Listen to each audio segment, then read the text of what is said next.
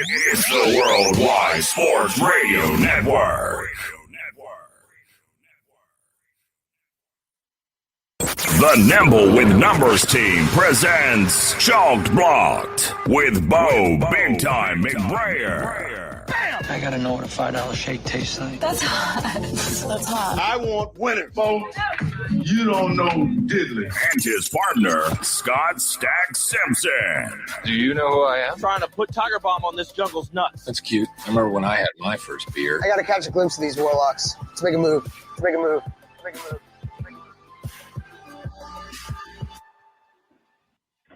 Welcome to Chalk Blocked on the Worldwide Sports Radio Network, the world's sexiest DFS show for now. That is Scott Simpson, not so fat Patrick, and of course I'm Bo, still rather big time McBrayer. We're Nimble with Numbers team.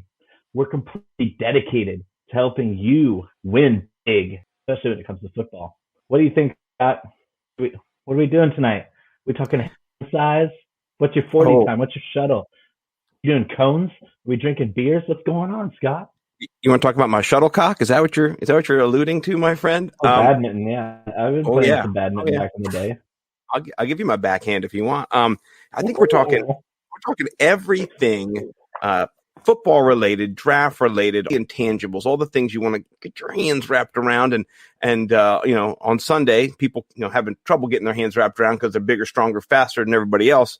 I think we got a hell of a show. I appreciate the show sheet you sent out. You put not so fat Patrick anymore. I have lost a little bit of weight. I appreciate that. It's very nice. I'm sexing it up a little bit. I got a new shirt too. Shout out the club Top Shot over there. My man Pete Overzet today is selling $1,400 man's coins, NFT man's coins, only 1,400.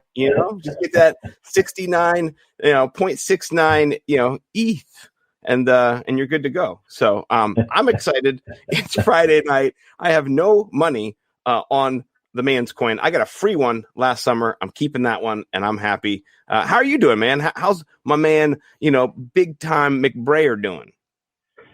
Well, it's been a good day. I mean, I came back from work this week. Came back to work this week from a 10-day vacation. I was this close, and I'm this close to not coming back. And I told my boss, because he came back from vacation the same day. Hey, how you doing? Welcome back. I was like, I was this close to not coming back. And he chuckled at first, and I was like, this close. And then he was like, oh, he's dead serious.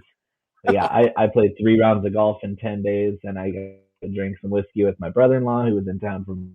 Dude, that sounds excellent. I love that you got to do some golfing and you got to drink some whiskey. I have not golfed in years. And I heard that, were you shooting under 90? Is that what you're in the 90s right now? 80s. I did break 90 on the third round with wind was blowing 20, 30 miles an hour. And I just happened to put it all together. And apart from a couple of holes, I was playing pretty well. And I shot 89. I mean, I'll take that because, my days in the 70s, unless I start playing really, really regularly again, those are behind me. I'm not going to shoot in the 70s like I did in college. But the 80s, I'll take that. It's hard to get back to that stud status. Speaking of studs, last week on our show, we had Jordan Vanek on, and we ran a promotion that, you had to subscribe to our channel, the Nimble W Numbers YouTube channel, and the winner got themselves a money hat. So Jordan Vanek actually is the winner. He was the one who was chosen, who subscribed. I know. Congratulations, Mr. Vanek. Hope you are doing well at work tonight. If you're not in the chat, this is yours. It's coming your way. I'm going to send you a DM. I'm so excited. This hat is fire. I'm going to model it real quick, and you guys just see how sexy it is. Real quick, hold on. Yeah. There we go. I mean, I look good with my hair. I don't want to, but for the hat, I'll do it. I have a very close personal relationship with the creator of Hotbox. He's me. He's you. And that's a fire hat. I do think it's a little fishy that our guest last week won the giveaway, but not only did he subscribe to the YouTube channel, Nimble W Numbers, he probably downloaded the app WWSRN on the App Store or the Play Store. He placed an order for one of everything on the BigTimeFlavorCode.com website. And he just got those today. So I'm hoping the hot box isn't a little too spicy for our young friend from Florida. You know, I think he's going to love it, and he's going to have this new hat as well coming his way. Brand new. The one that I'm going to give him is in the box. This is mine. I love this hat. So, but please do subscribe, to the Nimble W Numbers YouTube channel. We'll definitely put that in the chat. And then if you haven't, please download the Worldwide Sports Radio Network app. You can get us anywhere in real time across the world. You're in Dubai, you're in China. You're somewhere you can listen to us. There's no barriers. There's no, you're not available on YouTube because you're in another country and there's nothing. You can always get us. So please download, baby. We're on demand. You can have me whenever you want, guys. Anytime. And you know what? You can also have this summer coming up, maybe even in the spring. I'm not sure when it is. The Worldwide Sports Radio Network is going to be doing a New York Minute. It's a contest where you've got 7 questions in a minute. You can't look anything up on your phone. You got to just boom, boom, boom, sports every day to win prizes. I can't wait for that. That's something to be on the app for, because you can get those. If you know sports and you're into being able to spend 1 minute a day trying to win prizes, it's super easy. So I'm excited about that. I'm really mad about that. I'm angry about that, to be honest. I'm angry because I'm not eligible to win, and I would dominate that contest. I know we're not eligible to win. We can't do it because we're on the team. So I'm mad. I'm angry about that. You know what? We got to transfer that anger into a little draft review, preview, pro day. What do we think? We're talking the NFL draft. It's less than a month away. It's I think it's 26 days away, if counting tomorrow. I mean, it's close. It's so close. So I'm going to let my man Bo jump in here and kind of talk about the good, the bad, and the ugly. So let's start with the good. It's awful cliche to segment it like that, but I'm a guy who loves cliches. I will overuse the crap out of these little. A Warren hat. That's a good idea. Maybe send George down in Florida the one that's not used, Scott. Oh no, this one's mine. I'm not the one that's used. Is not used. It's in a box sealed. So what happened is that this one was lost at sea. The post office lost it, and then the gracious owners of Viridian Global, they sent me a brand new one in the box. And then as soon as that happened, the post office was like, "Oh, this gate key." Look at this gate key. Yeah, we have that gate key. And they gave me my regular hat back. So I got this. I've been wearing it. And then the new one came, didn't even open it. So it's brand new, never been opened. I'm just going to slap his address on, boom, send it to him. He's getting a brand new hat. So congratulations, Mr. Vanek. Love you. Hopefully we see you again here again. But anyway, so let's get into it. Let's get into rookies. The rookies, the good. Well, let's talk about it. What were some of the rookies that stood out for you? I mean, I don't know if there's something in the water, or they painted the lines on the field shorter for LSU's pro day, but their wide receivers looked really good. And that's already DBU, and their DBs are pretty good. They're not quite up to the level this year that they have been in years, but those 2 stud wide receivers for LSU, we're talking Jamar Chase. Woo, he's so good. And Terrace Marshall Jr. We're talking 2 big time wide receivers. Especially Chase. Chase as a stud sophomore last year. He had a massive season with Joe Burrow, 20 touchdowns. He opted out 2020 for COVID. He is right. If you have 20 touchdowns, I'm sitting on my butt too. Come and get me, NFL. Come and get me. You got all the tape you want, catching balls from an NFL quarterback in Joe Burrow. And it's so nice to see a guy like that run a sub 4.4 40-yard dash. And 40 times don't matter a lot, but they confirm what we saw on tape. And that's what I saw on tape from Jamar Chase all season long, was him just dominating pretty good caliber defensive backs in the SEC all season long. And we're talking at a historical pace. That offense was his to really just take off. Justin Jefferson took second in many of those games to the younger Jamar Chase. So here's a question. You talked about the lines being painted. I've seen a lot of people calling into question all of the pro day data, all of it, and just saying, it's with a grain of salt. It's a little bit off. So, but let's talk about the 40 times for Jamar Chase. He ran a 4.34, And then Terrence Marshall ran a 4.4, so 600ths off of those are blazing speeds, blazing. We're talking like the top 99 percentile, so the 1% of elite athletes can run that speed, even in the NFL. So, what is that? Is that going to? Are we sound on that? Are we? Is that a little bit off? How do we feel about these numbers? Even if it is a little off, we're talking about hundredths of a second. And we're talking about guys that look fast on tape. Ja'Marr Chase didn't look like a burner on tape, but he looked quick enough. He was pulling away from guys. He was busting angles against very talented SEC corners and safeties. And then you see him run the 40-yard dash, which, I mean, it's just an audition. They're all wearing spandex. They're practically wearing Spanx, tight everything. They got their track shoes on, not the football cleats, no pads, not holding the football. They're not juking guys out. We're just seeing, okay, how fast can they get to max speed? How quickly can they get to that max speed and just stay in that track stance? I mean, that's the guys that run the fast 40s trained for like a 100-meter dash, or they keep the same kind of outlook where you stay low, you stay driving the knees, stay low until the very end, and you explode through the finish line. And you can tell, like the guys at Penn State, the defensive guys, the bigger defensive guys at Penn State, they ran that 40 like they're running a track meet. And that's what you have to do if you want that big time that the NFL scouts are going to go, whoa, let me go look at that tape again. For guys like Chase, it's just from what we already saw. For guys like the defensive players and your tight ends like Kyle Pitts, it's just going to make people's mind explode because you're like, how does a guy that big run 40 yards that fast? And it's technique. It's a lot of technique, and it's, of course, God-given ability. I mean, they're all Terrace Marshall is the one that helped himself the most because he's one of the bigger body wide receivers in this class at 6'3" and 210, I think. He's not one of the many guys that are 5'9", 5'10", or even shorter that are running in at 200 pounds, and you expect those guys to be fleet of foot. You expect those guys to be blazing fast to get up to full speed within 2 or 3 steps. And when they run 4.34 like Chase did, like, yeah, that's what he's supposed to do. And he's a top 5 pick. He's a top 10 pick for sure. But I think Marshall is moving up. Marshall's moving up because a lot of these teams aren't looking for those little guys that run the slot or the gadget plays.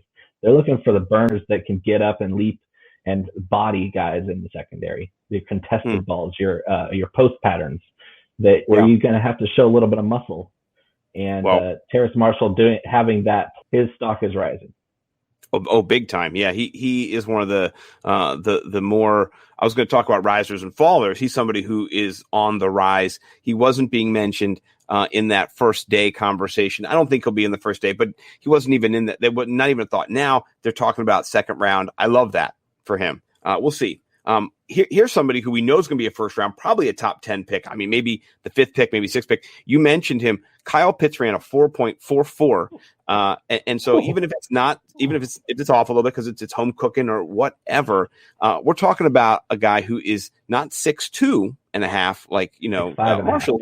He's 6'5" and a half, and he's 245. Wingspan, contested catch in the middle. This guy is going to be a monster.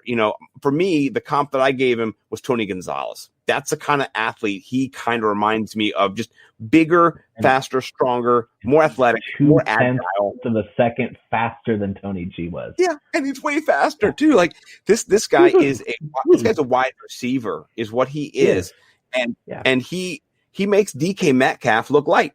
Like it's like a DK light. Is what DK is, because this guy, maybe not muscular wise, but just how big he is as a target downfield. And that's what you really want. And so I love him, and I cannot wait to see who gets him. If Atlanta gets him, I mean, honestly, Atlanta should get a quarterback. If they're moving on from Matt Ryan, they'd be kind of, I think they should get a quarterback. But Atlanta if they get him, an offensive tackle. They need so many things, bro. They need a quarterback, an offensive tackle. They need defense badly. Yeah, but, man. At the top of the draft, at number 4, I'm expecting Atlanta to trade back. They have too much leverage in that spot to not take of it, especially with, Matt Ryan has locked up for 1 year for sure, 2 years most likely. His 3rd year is the opt-out year where they don't really have to pay him. They can cut him or trade him. But the Matt Ryan thing solidifies that quarterback position. So they're going to have to either reach for a Trey Lance or somebody like that and then hope they land somebody good in the later rounds for making their team better this year. or they're going to have to take a position of need. And I don't think they need any receiving talent. Hayden Hurst is a capable tight end. He's a better blocker than Kyle Pitts. Pitts is more of a wide receiver than a tight end anyway. But you can't ignore the weaponry. If you have Calvin Ridley, Julio Jones, and Kyle Pitts, we're talking Matt Ryan's going to drool his face off the first. I want to play the first quarter. I want to stay out there, guys. Can I restructure my contract? I can. I'm only 37. I'm a young 30. Brady's 6 years older than me. Look at him. Right. Look at me. I haven't been hit that many times. No. Well, those are wide receivers that have really done a great job. Let's talk about somebody who, I was impressed with him. There's been, a little controversy with Dan Orlovsky talking just kind of wild out of his, what. Let's talk about Justin Fields. What have you seen? I know you've been looking at tape. You've been analyzing, not highlights, tape. People, we want to make sure everyone knows we're not just highlight watching. I think there's been a little issue too in the community where analytics people and tape people and numbers people. There's a lot of infighting currently. This always happens during the season where you got nothing else to talk about. No, right. People are just chomping at the bit to kind of fight with each other. I would just say Dan Orlovsky though caught a lot of heat for just going over those trite, contrived, stereotypes about black quarterbacks that have been kind of thrown out there, not doing a great job, not the first guy in, not the last guy out. Kind of these things we've heard over the years to kind of tired gatekeeping. And then he went back and actually talked to the people who coached Justin Fields and got a different story and changed his narrative. So, Dan Orlovsky, not a fan of his, but I am a fan of Justin Fields. What have you seen from him that gets you excited about his prospects? He performed incredibly well. Just about every game. He had two kind of iffy games against Northwestern and Indiana, but he was still pretty darn good. Against those two top 5 defenses in college. The Big Ten was no joke this year. Justin Fields looked great all season long. Yeah, he looked amazing against Clemson, and he broke his 2 lower ribs and bruised his hip up. Came back like a warrior. This guy is so talented, and he's got next level written all over him. He runs a 4.4 in the 40, which just says, we knew he was fast. He's just really fast.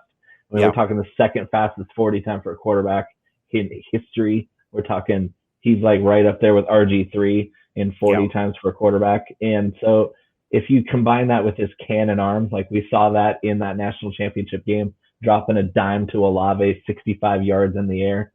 The guy is just the total package. I don't think he's quite got the pedigree that Trevor Lawrence has, but Justin Fields is right there. And I would say he's the quarterback 2 in this class by pretty good margin over the other 3 behind him and Lawrence. I kind of like Mac Jones's profile as a passer. He's not as athletically gifted, but I mean, Zach Wilson looks to me like a rich man's Johnny Manziel. He's got the swagger, he's got the talent, but he just screams soft to me. Like he just doesn't have the mental makeup. When I watch him play, it was against terrible competition. I mean, the worst competition you could probably get in Division I for defensive quality. And he only had 1 good year. He started since he was a freshman. He looked okay. And then this year he blew up and he looks great, but it's no comparison. We look at what Justin Fields did with broken ribs against Clemson of all teams. Zach Wilson, whose best defense he played was what? I don't even know. Utah. Right. Yeah. Air Force. And Air Force. We're talking great performance against bad defenses. Yeah. And so you expect a guy like that to get a lot of fanfare. And so I think if the Jets pick him at number 2, they're going to be jetsing. They're going to be saying, hey, we're getting rid of – I think Sam Darnold's better than Zach Wilson by a pretty wide margin. He's only 23. I think Wilson's 22. We're not looking at a very different product, except Darnold's going into his 3rd professional season with probably by far the most talent he's ever had around him and definitely the best coaching he's ever had around him. So, I mean, if I'm the Jets GM, I'm saying Darnold's our guy because unless we're planning on taking Justin Fields and trading Darnold for a ransom, why would we get Wilson? Wilson's the same guy. Right. Well, I like Justin Fields, and I think comp because quarterbacks are very unique, but he's me a little bit of Russell Wilson in the fact that he can move in the pocket. He's got that cannon arm to go downfield.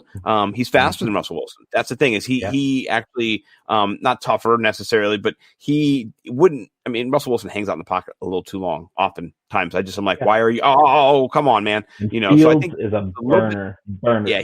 He's fast. So a little bit different than, but that's kind of, if you put RG3, and, you know, maybe a little bit of Russell Wilson's downfield ability with the vision. Maybe there's a comp there, but I mean, he's raw too. So he's got a little bit of growth ahead of him. I like Mac Jones as the most pro-ready quarterback out of those two, between him and Fields, and then, you know, Lawrence as well. But I mean, he to me reminds me of, you know, like a stronger Colt McCoy, like somebody who knows the system, you know, has got a great touch pass. Not that he can't fire it in there, but he's not Josh Allen. He's not taking people's heads off in the secondary with his laser beams. He knows what the plays are. He's a game manager. So I'm interested to see what he does, but I'm not excited for him necessarily this year. So yeah, that's just, and it's a quarterback is the most landing spot dependent position by a long shot. 100%. Well, speaking of landing spots, there are two wide receivers out of Alabama. Have you ever heard of that place? You know, Nick Saban, those guys. Yeah, you got Devonta Smith and Jalen Waddle. Different wide receivers. Both are slight compared to, you know, the bigger bodied wide receivers, but they're both very strong, very fast, and ridiculously fast, I should say. So what do you think about both of these players? You know, Waddle coming off of missing some time with the ankle injury last year. How do you size them up, and what do you think are some landing spots potentially for them that would be impactful in fantasy, you know? Well, first of all, both of them are better than Henry Ruggs was. They were better than him last year. Maybe not as many flashy plays in the primetime games, but if you watched every Alabama game from last year, Jalen Waddle and Devonta Smith jumped off the page just as much, if not more, than Henry Ruggs. Devonta Smith won the Heisman. He scored a crap load of touchdowns. He made all kinds of talented corners just eat his dust. We're talking J.C. Horn got toasted by him a couple times in that South Carolina game. And J.C. Horn's my favorite guy to go to Dallas at number 10. And so I'm looking at Devonta Smith going anywhere and just making an immediate impact. Whereas he's a smart player. He's extremely quick off the snap. You say you can jam him because he's so light. Good luck touching the fool. I haven't seen a guy jam him yet. Like, not one guy has jammed him in college. And so I'm going to guess that if in the off chance they're trying to press cover him, that they're going to get toasted like Tyreek Hill does. And then Waddle he's ridiculous. He's super fast. We're talking downfield. He's a lot like Will Fuller to me. Yeah. Waddle is fast, explosive. He's not that big, but he's also so explosive that you have to respect everything he does. You have to honor that speed every play. You have to honor his yard after the catch ability because he's such a prolific punt returner too. Yeah. Get the ball in his hands. Any offense, you get the ball in either one of these guys' hands. And there's a reason why they were starters for the University of Alabama. They're good. They're really good, and they're pro-ready. Yeah, 100% pro-ready, and I can't wait to see what the return game looks like, for Jalen Waddle.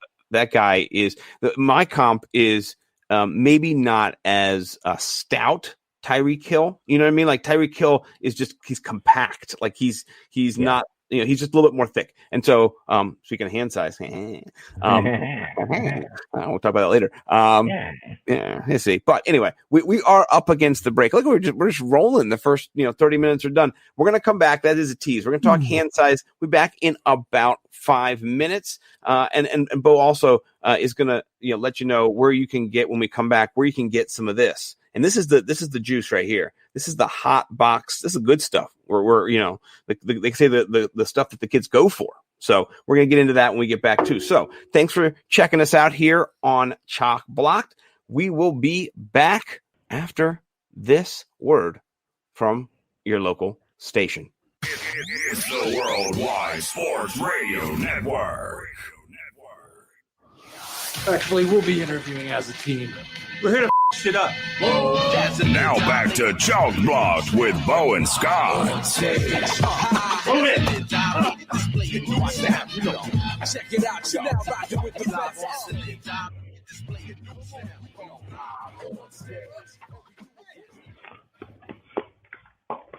Welcome back to Chalk Blocked. We're up in we're talking about rookies. We're going to talk about hand size. Rookies in 2021. We got a class that's good, bad, and ugly. Yeah, we're going cliched approach. Scott, we were getting into the bad, weren't we? Oh yeah, we were talking. You know, the bad is kind of not so great. I don't think it's just terrible bad. I mean, the ugly is ugly, but the bad is kind of meh. We had high expectations for a few of these friends, but before we get to the bad though, I just wanted to say, where do you stand on Rondale Moore? He is somebody who is polarizing because he hasn't played, he's been out, and so some people are saying, well, we haven't seen him for a while. Other people are saying freak, just freak. And I understand why they're saying that, looking at some of his measurables, some of the things he's done. Where do you stand on Rondale Moore? I think he's going to be a solid football player. I don't know how relevant he'll be for fantasy, however. We're talking about a guy who's 5'7", 180. He's built like a tank. Like he squats 600 pounds. He runs a 4.3 something 40. He jumps out of the building. Well, you better jump out of the building when you're 5'7" going into the NFL. You're at a pretty distinct disadvantage height wise, so you better be able to leap. He's got all the fancy measurables that you're looking for to hype him up. It's going to really depend on where he goes and how well they utilize him. If they don't highlight his abilities as a runner with the ball, or his short yard route running, then he might disappear a lot like we saw Mecole Hardman disappear at times. It's just going to come down to usage. If the teams aren't willing to use him, we really shouldn't be able to trust him in fantasy football. I hope I'm wrong, but I want to see that kind of guy get the ball a lot. Yeah. No, I think he needs to go into a system where he is the wide receiver 2 or the kind of the third down running back almost in a way. Like he is that guy that Curtis Samuel-esque. Yeah. So, I want to see him get that Curtis Samuel usage though. What got Curtis Samuel? Hey, I know that guy. Curtis Samuel last year got himself paid by Washington because of how explosive he looked for Carolina. They gave him a role in the Carolina offense with Joe Brady calling the plays, and hey, we got ourselves a Swiss Army knife here. He's not the biggest guy, but he's really fast. He's really quick. He can catch the deep ball. He's not as small as Rondale Moore, but he might just be less athletic, which is scary because Curtis Samuel's a freak athlete too. Right. We're talking about usage. It's going to come down to what coordinator gets his hands on him and what he's willing to do with him. Yeah. Yeah. No, I like him. I think he is boom or bust, and I love him in DFS. If you can get him on a nice little DFS heater. Last year we had some of us had talked about the Henry Ruggs explosion that never happened. So maybe the Rondale Moore explosion will never happen, but I do think it will come. It'll be games where he kind of gets unleashed, but I don't think for fantasy wise, he's going to be somebody you start right away, or, I think you have to kind of see where he goes and what the usage is, but I do like him. I think he's a sneaky little play there that could be a moneymaker in the future to somebody high moment. He's going to be really fun. Oh yeah, really a lot of fun. So, okay, good. I appreciate that. That was one of the guys. And by the way, it's Najee, not Najee. I don't know why people call him Najee. Yeah, it's Najee. Najee. Come on. It's just really easy. So he was clarifying that, and we're gonna make sure we get everybody's name right here. Tell us, we'll fix it. Yeah. It's important to say people's name right. That's actually one of the most important things we learn as teachers is to value each person and how their name is pronounced. So you don't pronounce it your way, you learn it. And I've learned names from all over the world, and they say, here's the American way. And I say, no, tell me the real way. I want the way that your mom and dad say it so that you are being authentic, feeling authentic. That's something we also have in common, Scott. Yeah. I obviously work in the hearing care industry, and I have clients from all over the world. And I got my degree in international relations. And so one of the little bar party tricks that I learned over the years is I can look at somebody's name on paper or hear them say it, and I know where that name comes from. Like I can pinpoint to a country, like, oh, that name is Croatian or Serbian or Indian or Bangladeshi. I can even tell the difference there. Chinese, Japanese, Korean. Like I can look at a name and say, oh, Like I impressed one of my clients the other day. She was from Ethiopia, and I saw the name and I was like, oh, is that Ethiopian? And she's like, yeah. How the heck did you know that? And I said, it's just one of the tricks that I learned over the years. It's the one thing I can hang my hat on with having my bachelor's in international relations is I can tell where you're from, baby. But Bo knows. That's the thing. If you don't know the thing about Bo, that he actually knows. So I think it's just it's part and parcel to who you are most of the time. Well, so getting into the not so great, because we do have to get to that a little bit. I had high hopes for Rashad Bateman. I have him in a Devy league. I really saw a lot of great contested catches on the edge, in the corners, living out there. The pro days and stuff. I've seen mixed reviews. I saw some people say, solidify, just top, 20 pick. And the other people just say, a swing and a miss. A swing and a miss. So what are you thinking here? What are you thinking here with Rashad? I mean, other than the Honey, I Shrunk the Gopher effect, where he's suddenly 20 pounds and 2 inches shorter than they listed him at. That's not his fault. That's Minnesota's PR guy or whoever wrote the programs.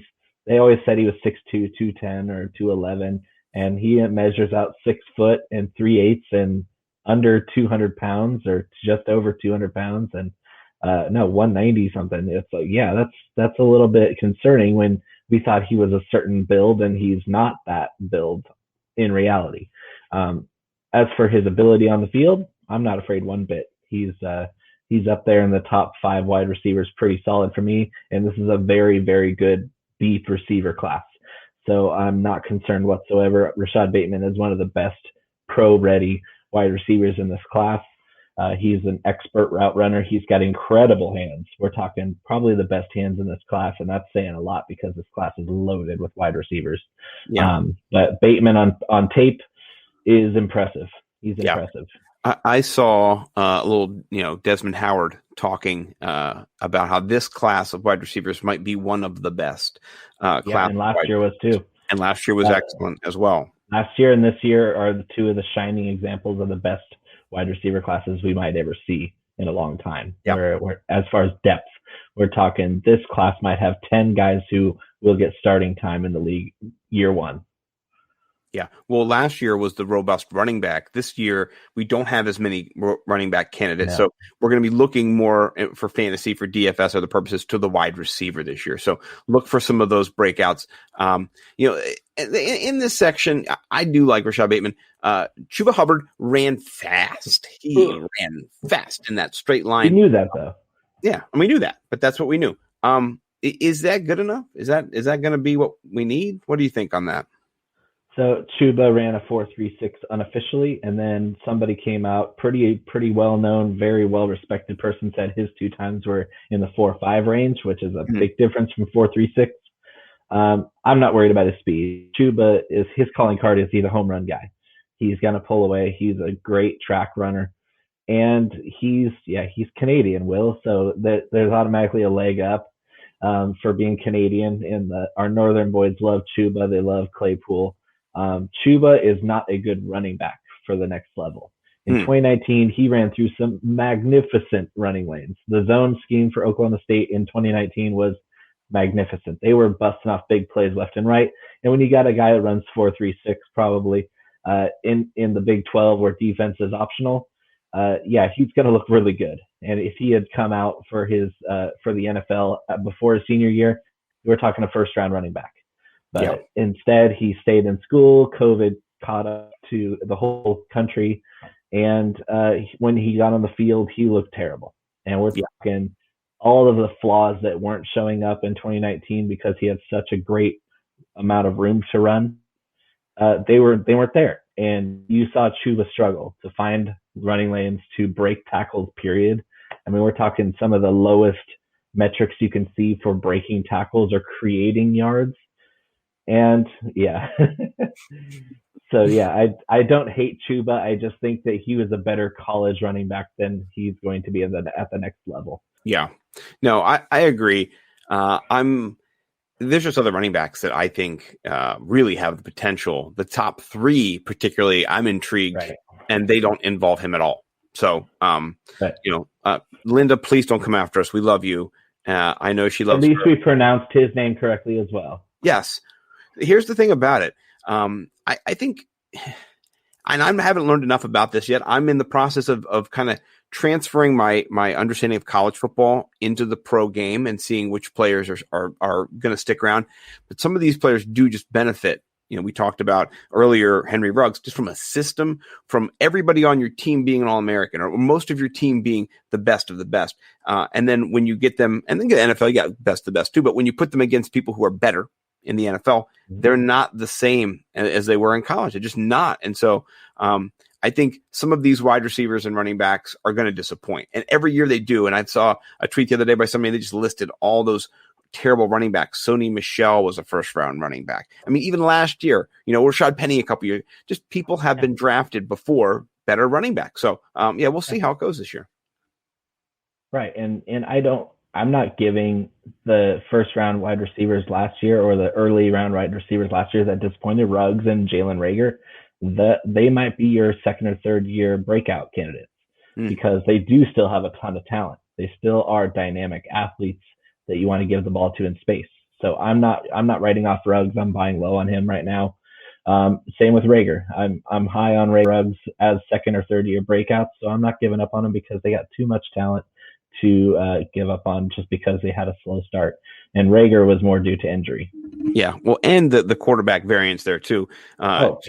Terrible quarterbacking, and then when Jalen Hurts got in there, a little bit of stability got to the offense, but not the last game. They were just like, "Hey, let's lose this and get the coach pack it in. We're done. Come on." But Dougie's like, "I got a vacation to plan." Let me just ask you a question. What do you think would have happened? Fans weren't there, right? I mean, I'm trying to remember. Were fans there in Philly? They were not. No, if they would have done that beer in bottles, Philly, there would have been a riot. I mean, that jail would have been in the stadium would have been overflowing, rightly so, honestly. Twitter Dougie took the liberty because there was nobody to call him out. Right, I think so. Yeah, it was like one of those things where like no one's going to stop us because we're here all by ourselves and there's no one here, and the fans are not going to boo us or throw batteries at us or snowballs or anything like that. So whatever they want. Right, exactly. So let's transition to the ugly, because there was some ugly. There was some not so great. Jamar Jefferson. Kevin Long. Who would you like to bring up that you particularly not so great reviews? So I mean, I've only been playing Dynasty for a few years now, Mm-hmm. and so my evaluation of players, I'm more of a tape guy. I watch a lot of tape. Analytics just going to help. I mean, confirmation bias for me. Like if I look at analytics and it's like, oh yeah, I guess that does kind of say the same thing I saw. Jamar Jefferson, if we're talking overall analytics for me or watching tape, my evaluation skills are, I would say, above average, but not amazing. But when it comes to the Pac-12, I almost never miss because I watch every single Pac-12 game multiple times. I'm all up in the Pac-12. I'm a huge Oregon Ducks fan. And yes, Jamar Jefferson ripped us to shreds. It was a famous 200-yard rushing game in prime time, the Civil War. Everybody's watching Oregon State and Oregon. It's a rainy game, and Jamar Jefferson went off. And he had a great game. He had a great season. His stats jumped off the page. We're talking 8-game season. He rushed for 1,000 yards almost, scored 11 touchdowns or 10 touchdowns. He's off the charts numbers-wise. But when you watch the games, we're talking about a guy who's undersized, 5'9", 5'10", just barely over 200 pounds. Some guys thought that he was going to measure at 215 like he did. Like again, the team listed him at 212 or whatever. I was like, there's no way this guy is much more than 200 pounds. And he's not fast. Like even the big runs he ran against Oregon and Cal this year, he wasn't pulling from anybody. And if you're talking about a little running back like that, undersized, you're hoping the guy at the next level can show off something like a breakaway speed like Chuba Hubbard has, or receiving ability. Guy had almost no receiving volume in his entire career. He started as a freshman, never was a part of the passing game, and that's an offense in Oregon State that passes the ball a lot. And he got all the rushing work. We're talking 20, 30 carries a game, had put up great numbers, great volume. In Pac-12 defense is also optional. Yeah. And he jumped off the page. He got all the attention for the Oregon game. Well deserved. But at the next level, we saw him run a 4.55 as a little running back. His lateral agility's it's all right. Yeah, it's there. He's got good vision. He breaks a couple tackles, but he's not the bruiser. He's not the burner. We don't know what he is. And so everybody who's hyping him up for his huge numbers, I'm saying I didn't see it. I watched every single one of his games, and I never saw anything more than a good college running back. But at the next level, that doesn't translate. No. And there's other players who I would rather draft that are, right. Gainwell. I'd rather have him. Gainwell. Yeah. You can talk about somebody who's saying his name. Kenny Gainwell is absolutely what you're looking for in that same size range. Right. In the size range. You're talking 5'9", 5'10", just a hair over 200 pounds. You want the guy like Kenny Gainwell that is just dynamic. Like he can catch the ball, he can run the ball in space. He's going to break tackles too. Memphis is a running back hotbed. And I love Kenny Gainwell because Tony Pollard came from Memphis. I mean, Benny's better than people think. He's been in that situation his whole career. We're talking about a Memphis, like Darrell Henderson, great athlete. Tony Pollard started over Darrell Henderson. Antonio Gibson. I mean, we've named 3 running backs right there who can start or have started in the NFL. So, I mean, it's a little bit of a pipeline right now. If you want to, it really is. And Kenny Gainwell might be one of the best ones out of Memphis. Right. That's a scary thought, but it's true. I've seen the guy play, and he's another one of those 2020 opt-outs that people kind of forgot about. Well, let's talk about some other players who have not done themselves any favors. I see Kellen Mond threw a moonshot. A moonshot. I mean, it looked like it came down on another field next to the field. So Kellen Mond, for everybody who did not see him throw his wild, blind 70-yard bomb to some guy who just ran out of nowhere and caught the ball. I mean, it was a good throw. He wasn't watching where he was throwing it. He just rolled out to his left and chucked it as high and as far as he could, and his guy just went underneath it and caught it. It was a great throw. If you ever watch the guy play real football, you want to throw. You need a bucket next to you because he is vomit-inducing. He is epicac. He is not good, and Texas A&M gave him all the chances in the world to succeed. Like, he lit LSU up this last year, but LSU's defense was atrocious. He threw 6 or 7 touchdown passes against LSU. Well, he had guys running all over the field wide open, and he still threw a couple picks in that game too, if I'm not mistaken. It's Kellen Mond at the next level, a walking turnover. He's the next Daniel Jones. I said it right here. No, you did. Well, you know what? I hate to break it to you, buddy, but we've been kicking it so fast and so amazing that we're up against the end of the show, and we really got to pimp some of this hot box, because and the hand size does not require large hands to buy hot box. Right. My hands are not large. Let me just tell you that they're not. They're regular sized. So they're like measure them. Yeah, they're one hot box, a little bit. Yeah, one hot box bottle. If we're gonna go from that's how tall they are. Unit of measurement. Yeah, you got to do it. So, but it's a great time because if you visit BigTimeFlavorCo.com today and you enter Chalk21 to receive 10% off of your order and your total, I just want you guys to know you can do that. It's a great place to go. You can get the Taco Season your Taco Tuesdays, which is a staple for Bo. And I do tacos all the time just to, not on Tuesday, just to mess with them. And then you can also get some of the dry rub. It's delicious. And then the staple, the Hot Box Gourmet Batch hot sauce. And it's got green on it. That's why you're getting to see through it here. And I'm invisible. Yeah, that's pretty cool. But please do patron my man, Bo McBigtime. He is the man. Anything you want to add to that, good sir? No, I mean, it's been great to make this delicious food for people and send it all over the country and across international. We're shipping to Canada, a couple to the UK, and it's exciting because people give me feedback, whether you hate it or love it. I want to hear it. Hear it. Sound it off. I got thick skin. Let me know. Okay. And you got to go and sign off. Well, no, here's the thing. You have to. I'm gonna delay that. You have to go to BigTimeFlavorCo.com, HotBoxBatch.com. You got to do it now. Go lock that in right now with the Chalk21 to get the 10% off. Real quick, we're going to do just rapid fire as we leave. Baseball season, how do you feel? I got all these itchy rash. and a fever, like baseball fever. You got it. Doing random things in the house, breaking stuff. It's baseball season. Just saying stuff like balk, that's a balk. Yeah. I did a tweet of a guy choking another guy. I think it was Brian Mitchell choking a guy, and I said when you tell someone you don't care about opening day, and they're just like. I used to love baseball, but my wife doesn't let me anymore. Pizza toppings. We're gonna go back and forth. Best topping. What's your best topping? Go. Pepperoni, spicy Italian sausage, jalapenos, and hot box, of course. I'm gonna agree with you, and then add also banana peppers and red spicy peppers as well. Just gotta mention Cooter because it's Cooter Doodle season. So she's awesome. She's love amazing. You. Yeah, we love you. Doodle. And watch out for the grandma, though. Grandma and Doodle, she'll get you, So she's been following me since day one. I love FF Granny.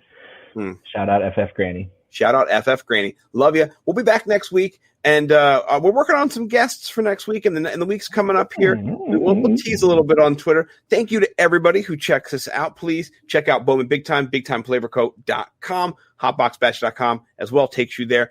I'm Scott, NimbleW Numbers, NimbleWNumbers.com, Fantasy Millionaires, FantasyMillionaires.com, all that great stuff. We will see you next Friday at 11. We are out. Peace. This is my guest for next week. Oh. You're funny. You're making me laugh. I like it. I know. I mean, we got to go though. I mean, it's just go. I know. I'm sorry. Arm's getting tired. I know. Hold it there, and then we'll do this. We'll go. It's the Worldwide Sports Radio Network.